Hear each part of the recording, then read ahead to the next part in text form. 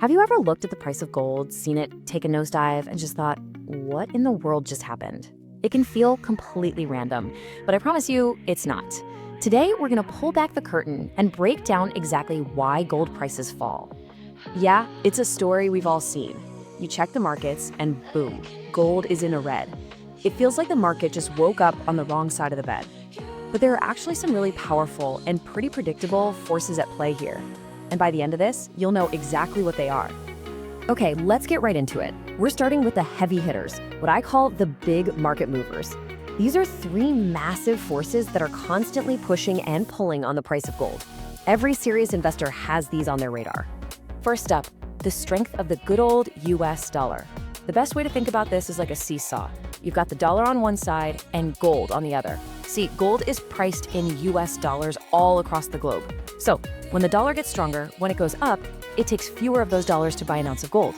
For everyone holding other currencies, this makes gold more expensive. And what happens then? Demand cools off, and the price gets pushed down. Next, let's talk interest rates. This is a big one. I want you to imagine gold is like a super secure vault. Your money is safe in there, but it pays you exactly zero interest. It just sits there. Now, what happens when central banks, like the Fed, start raising interest rates? All of a sudden, other safe investments, like government bonds, start paying you a nice return. So investors look around and think, why would I keep my money in the zero interest vault when I can get paid to put it somewhere else? And just like that, money starts to flow out of gold and the price drops. It's all about that opportunity cost. And our third big mover is a booming stock market. Gold has this well-earned reputation as a safe haven asset. It's the market's storm shelter. When things look scary, a recession, a big crisis, investors pile into gold. But what happens when the sun is shining and the stock market is hitting all-time highs? Well, nobody wants to hang out in the storm shelter then. They're out chasing bigger returns in stocks, and gold gets left behind. When the risk-on party is in full swing, the demand for safety just kind of fades away. So we've got the big economic forces. But markets aren't just cold, hard numbers.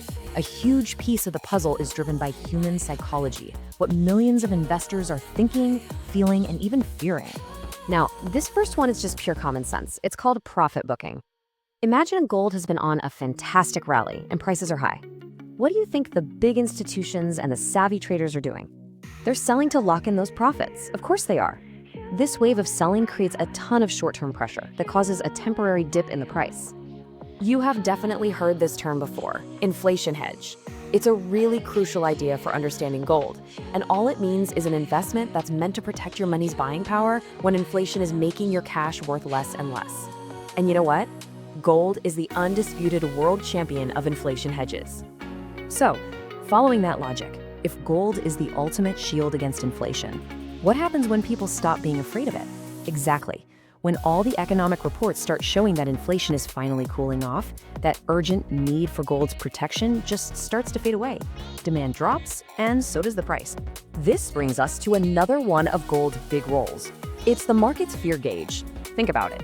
Whenever there's a major crisis, a war, political turmoil, recession fears, gold prices often spike. So when those tensions calm down and the world feels a little more stable, investors everywhere breathe a collective sigh of relief. They feel safer, and they sell their insurance policy, which is gold, to move their money back into assets that have more potential to grow. Okay, let's take a quick detour and talk specifically about silver for a second. Because unlike gold, silver has this fascinating dual personality. It kind of plays by its own set of rules. You see, while silver is a precious metal, it's also an absolutely critical industrial metal. I mean, it is in our smartphones, it's essential for solar panels, and it's a key component in electric vehicles. Silver is literally woven into the fabric of our modern high-tech economy. So what does this mean for its price? It means silver's price is directly tied to the health of the global economy. If manufacturing slows down and there's less demand for new electronics or solar panels, well, the industrial demand for silver drops right along with it.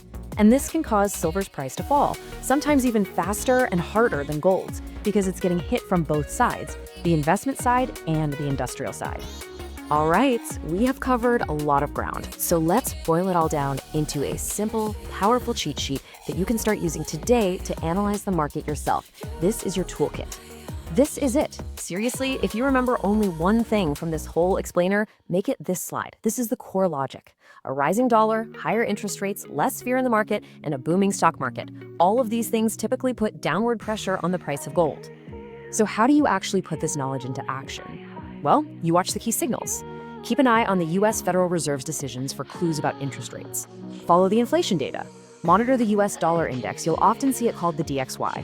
And of course, pay attention to stock market trends and major global news. These are your leading indicators. And that's pretty much it.